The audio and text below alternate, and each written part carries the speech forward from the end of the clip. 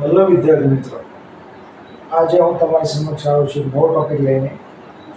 જે ટોપિકનું નામ છે પ્રેઝન્ટ કન્ટિન્યુઅસ ટેન્સ. કયું છે? પ્રેઝન્ટ કન્ટિન્યુઅસ ટેન્સ, એટલે કે એને ગુજરાતીમાં આપણે ચાલુ વર્તમાન કાળ તરીકે ઓળખીએ છીએ. તો ચાલો સમજીએ. જ્યારે વર્તમાન સમયમાં કોઈ ક્રિયા ચાલુ હોય તે દર્શાવવા ચાલુ વર્તમાન કાળ વપરાય છે.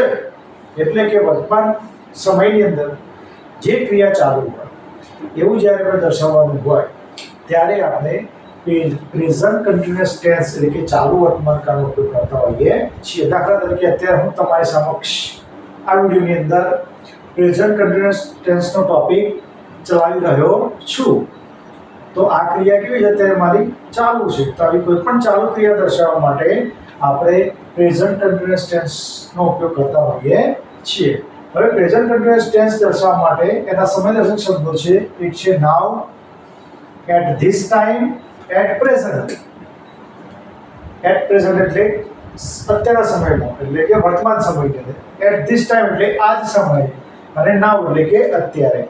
આવા જે શબ્દો છે એ શબ્દોથી પણ આપણે ચાલુ વર્તમાન કાળને ઓળખી શકીએ. બરોબર વિદ્યાર્થી મિત્રો, આપણે અહીંયા જોઈએ કે પ્રેઝન્ટ કન્ટિન્યુઅસ ટેન્સ એટલે કે ચાલુ વર્તમાન કાળનું સૂત્ર શું છે. તો સૌથી પહેલા કર્તા, પછી એમ ઇઝ આર વત્તા ક્રિયાપદ, અને એ ક્રિયાપદને આપણે શું લગાવવાનું છે? આઈએનજી, અને વત્તા કર્મ. આ એનું સૂત્ર છે. જોઈએ આપણે અહીંયા વિધાન વાક્યની અંદર કે સૂત્ર પ્રમાણેનું વાક્ય છે. તો જોઈએ મહેશ, તો કર્તા. કર્તા કોણ છે? મહેશ. એમ ઇઝ આર, આ ત્રણ જે ક્રિયાપદો છે એ ક્રિયાપદમાંથી આપણે શું લીધું છે? ઇઝ લીધું છે. શું લીધું છે? ઇઝ. ત્યારબાદ જે ક્રિયાપદ છે પ્લે, એ ક્રિયાપદને આઈએનજી, તો પ્લે ક્રિયાપદને આઈએનજી લાગેલું છે? હા, લાગેલું છે. વત્તા કર્મ એટલે કે ક્રિકેટ, એ કર્મ છે. અને નાવ એ શું છે ભાઈ? સમય. એટલે કે અત્યારે મહેશ ક્રિકેટ રમી રહ્યો છે. એટલે કે મહેશની જે ક્રિકેટ રમવાની ક્રિયા છે એ કેવી છે? ચાલુ. તો આવું જ્યારે કોઈ પણ ચાલુ વર્તમાન કાળની કોઈ ક્રિયા દર્શાવવાની હોય ત્યારે આપણે એમિઝા, કારણ કે વર્તમાન કાળની વાત કરીએ છીએ. ચાલુ વર્તમાન કાળ, ચાલુ વર્તમાન કાળના ટૂંકના રૂપો કયા છે? એમિઝા આપણે અગાઉ શીખી ગયા છે. ત્યારબાદ જે ક્રિયાપદો હોય છે જેને આપણે રેગ્યુલર અને ઇરેગ્યુલર, એ પણ ક્રિયાપદો આપણે અગાઉના ટોપિકમાં ભણી ગયેલા છે. તો આ જે રેગ્યુલર ઇરેગ્યુલર ક્રિયાપદો જે આવેલા હોય એને આપણે આઈએનજી લગાડવાનું હોય છે. પછી કર્મ મૂકીએ અને પછી સમયદર્શક શબ્દ મૂકીએ એટલે વિધાન વાક્ય બની જાય છે. તો અહીંયા વાક્ય શું લખેલું છે? મહેશ ઇઝ પ્લેઇંગ ક્રિકેટ નાઉ.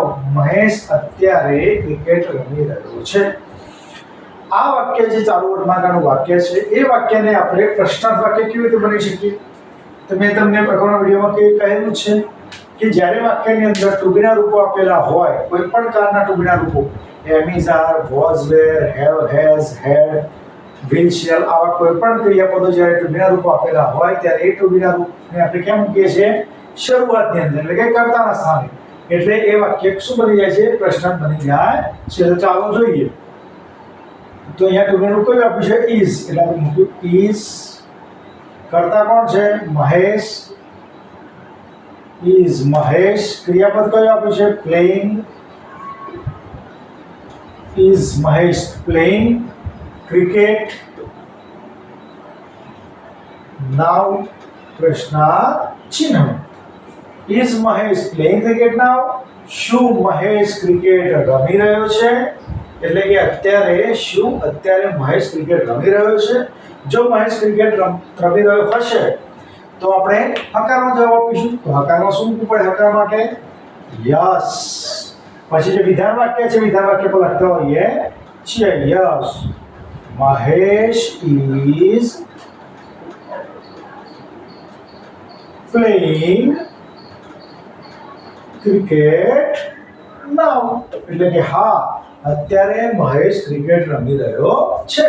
અને જો આપણે નકારની અંદર જવાબ આપતા હોઈશું, એટલે કે મહેશ જો ક્રિકેટ નહીં રમી રહ્યો હોય તો આપણે નકારમાં જવાબ આપશું. નકારમાં જવાબ કઈ અપાય? તો નકારમાં જોઈએ આપણે તો નો મહેશ ઇઝ, અને ઇઝ પછી આપણે શું મૂકવું પડશે? નોટ. નકાર છે વાક્ય એટલે ઇઝ નોટ, અને ઇઝ નોટ નો ટૂંકું રૂપ આપણે અગાઉ શીખેલા છે. ઇઝ નોટ હોય, ઇઝ નોટ એનું જો ટૂંકું રૂપ આપણે લખવું હોય તો આપણે ઇઝન્ટ લખી શકીએ છીએ. તો નો મહેશ ઇઝ નોટ અથવા તો isn't. No Mahesh isn't playing cricket now. ના, મહેશ અત્યારે ક્રિકેટ રમી રહ્યો નથી. તો જો વિદ્યાર્થી મિત્રો, ઘણી વખત ખાલી જગ્યા પૂછાય તો આપણે જોવાનું જો નાઉ શબ્દ આપેલો હોય એટલે કે આપણે એમ ઇઝ આર કરતા પ્રમાણે આપણે એમ ઇઝ આર મૂકીને ખાલી જગ્યા પૂરવાની થાય છે. એટલે આપણે ખ્યાલ આવી જાય કે ચાલુ વર્તમાનકાળની ખાલી જગ્યા છે. કેમ? કારણ કે નાઉ શબ્દ આપ્યો છે. બીજો એટ ધીસ ટાઈમ, બીજો કયો શબ્દ છે? At this time. અને ત્રીજો છે એટ પ્રેઝન્ટ. આ ત્રણ શબ્દો જો આપણને યાદ હશે તો આપણે કોઈ પણ ખાલી જગ્યા ચાલુ વર્તમાનકાળને આપણે પૂરી શકીશું. કારણ કે આનાથી જ આપણે ખાલી જગ્યા ઓળખી શકીએ. બરોબર? અહીંયા જોઈએ હવે આગળ, boys are reading books at this time, એટલે કે આ સમયે બાળકો ચોપડી વાંચી રહ્યા છે. તો અહીંયા જો એનો પ્રશ્ન વાક્ય બને તો શું થશે? પહેલા શું મૂકવું પડશે? ક્રિયાપદ આર, પછી કરતા boys are boys reading book at this time. પછી પાછા શું મૂકવાનું? પ્રશ્ન ચિહ્ન, કારણ કે પ્રશ્ન વાક્ય બનાવ્યું. Are boys reading book at this time. શું બાળકો અત્યારે ચોપડી વાંચી રહ્યા છે? જો વાંચતા હોય એટલે કે વાંચી રહ્યા હશે તો હાકામાં જવાબ શું? તો યસ. આજે વિધાન વાક્ય છે કહેવાનું છે yes boys are playing book at this time.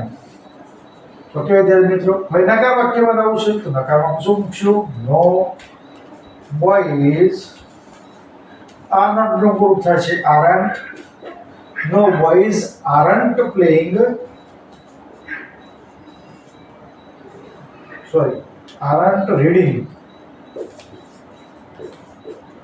aren't reading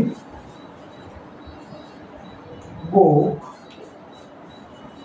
at this time. Okay વિદ્યાર્થી મિત્રો, તો આપણે આ રીતે ચાલુ વર્તમાનકાળને ખાલી જગ્યા કેવી રીતે પૂરી શકીએ, ચાલુ વર્તમાનકાળનું પ્રશ્ન વાક્ય કેવી રીતે બનાવી શકીએ, ચાલુ વર્તમાનકાળમાંથી હકાર વાક્ય કેવી રીતે બનાય, નકાર વાક્ય કેવી રીતે બનાવાય, તેના વિશે આપણે આ વિડીયોમાં સરસ રીતે સમજણ મેળવી. તો પ્રેઝન્ટ કન્ટિન્યુઅસ ટેન્સ જેને આપણે ચાલુ વર્તમાનકાળ કહેતા હોઈએ છીએ. ચાલુ વર્તમાનકાળ એટલે શું? તો વર્તમાન સમયની અંદર જો કોઈ ક્રિયા ચાલુ હોય એવું દર્શાવવા માટે આપણે ચાલુ વર્તમાનકાળનો ઉપયોગ કરતા હોઈએ છીએ. ચાલુ વર્તમાનકાળને ઓળખવા માટેના શબ્દો કયા છે? Now, at this time, at present. આ ત્રણ શબ્દો હોય એનાથી આપણે ચાલુ વર્તમાનકાળ ઓળખી શકીએ. અને એ ચાલુ વર્તમાનકાળને ઓળખ્યા પછી આપણે એની ખાલી જગ્યા પૂછાય તો ખાલી જગ્યા પૂરી શકીશું. એનું પ્રશ્ન વાક્ય બનાવવાનું પૂછાય તો પણ આપણે બનાવી શકીશું. નકાર વાક્ય બનાવવાનું પૂછાય તો પણ આપણે બનાવી શકીશું. તો વિદ્યાર્થી મિત્રો, આ વિડીયોની અંદર તમે ચાલુ વર્તમાનકાળ એટલે પ્રેઝન્ટ કન્ટિન્યુઅસ ટેન્સ વિશેની માહિતી મેળવી. નેક્સ્ટ વિડીયોની અંદર આપણે ચાલુ ભૂતકાળ વિશેની માહિતી મેળવીશું.